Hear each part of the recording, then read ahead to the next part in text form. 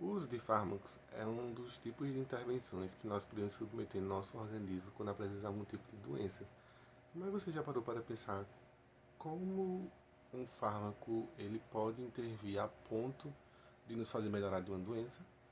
Meu nome é Paulo Miranda e seja bem-vindo a mais um episódio do Por Trás da Ciência. Não é nenhum segredo que nosso organismo ele é constituído por diversas biomoléculas. Aqui destaco dois tipos específicos de moléculas: moléculas receptoras e moléculas ativadoras.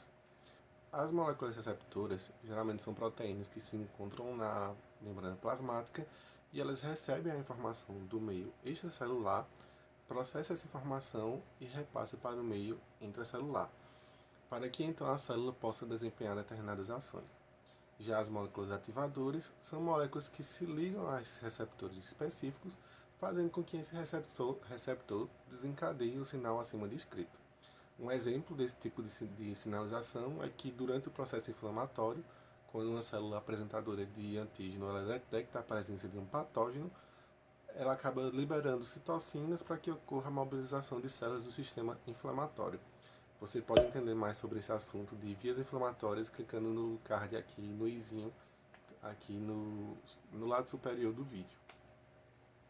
Bom, estes mecanismos, eles regem o funcionamento do organismo e essas sinalizações elas podem induzir tanto efeitos negativos, como dores de cabeça, ou efeitos positivos, como é o caso da inflamação, que se você for olhar o vídeo que eu acabei de falar, você vai entender como é que a inflamação é um processo que é benéfico para o organismo. É, então, compreender esses mecanismos a fundo fez com que o ser humano entendesse que interromper ou ativar determinados receptores poderia desencadear um efeito interventivo em determinadas patologias. Um exemplo disso é o uso da morfina para bloquear o sistema de sinalização da dor. Ao bloquear o sistema, a gente para de sentir dores, né? Aquela dor incômoda.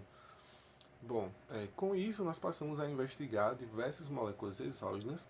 Uma vez que são exógenas, elas são aquelas moléculas que não ocorrem naturalmente no organismo, em busca dessas intervenções farmacológicas. Portanto, os estudos de fármacos eles são focados em impedir que, de certa forma, esse sistema de transmissão de mensagens seja interrompido, como, por exemplo, a ação de um inibidor de uma enzima que pode gerar uma molécula que vai sinalizar o efeito ou desencadear um efeito tóxico na célula. E que nos leva direito a entender como é que exatamente a cloroquina funciona no tratamento da malária e do lúpus. A malária ela é uma patologia causada por dois tipos de protistas do gênero Plasmodium.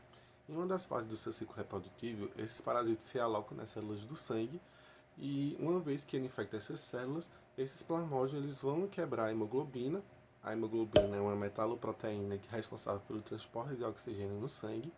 E bom, quando esses parasitas eles quebram essa hemoglobina, eles vão liberar dois tipos de produtos. Os aminoácidos, que eles vão direcionar para determinadas rotas metabólicas para que eles possam crescer e se desenvolver, e vão liberar uma molécula com elevado grau de toxicidade para a própria célula parasitária, chamada de ferriprotoporfirina,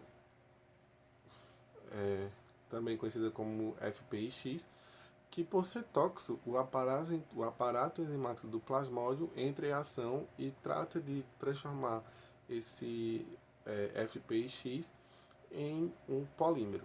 E aí os estudos com a cloroquina e o uso da cloroquina para tratar a malária consistem justamente no fato de que a cloroquina ela impede que o, essa molécula FPX se polimerize, ou seja, ela vai interagir com FPX e vai impedir com que forme esse polímero dessa molécula, e então o parasita ele não consegue impedir esse efeito tóxico do acúmulo dessa molécula em específico.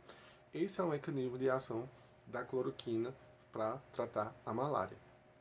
Mas, então, se essa droga, a cloroquina no caso, ela funciona dessa forma contra a malária, como é que ela é efetiva no tratamento da lúpus? Para o lúpus, a história é outra.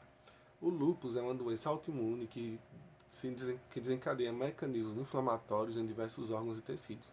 Isso acontece porque nosso organismo ele vê suas próprias moléculas como inimigo e acaba ativando esse sistema inflamatório, que é um sistema de defesa.